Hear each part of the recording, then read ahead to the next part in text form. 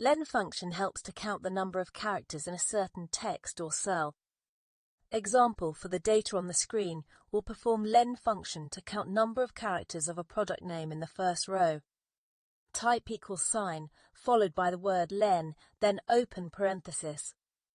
Thereafter, we'll have to select the cell from which we want to count the number of characters, so we'll select cell before, then close the parenthesis.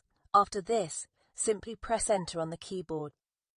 There we have it, our cell have a total of 9 characters. However, one might ask this is too simple and may not be clear where to use this function. Mr. John, our guest today, will take us through one example where the len function is vital. Welcome, John.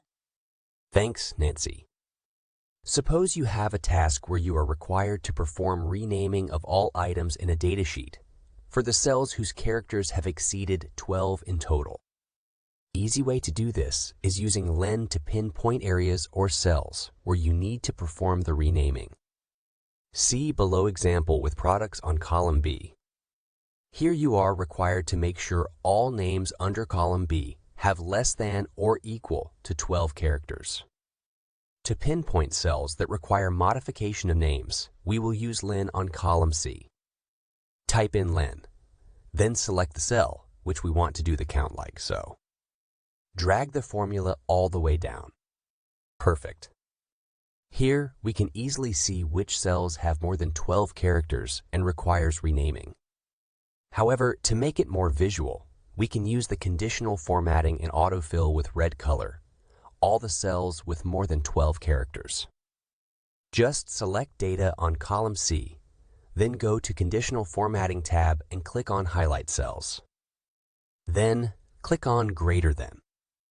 On the pop-up dialog box, fill in number 12, then select OK. Perfect. Now we can easily see red flags on column C that we need to work on. One more thing to add here, you probably didn't mention on your earlier example. It's that the len function do count everything, including spaces and commas in the cell or text string selected, so you should be careful when using it. Awesome. Thanks, John, for the bonus tip on the conditional formatting. To all our viewers, kindly subscribe to the channel if you wish to see more content like this. See you on the next video.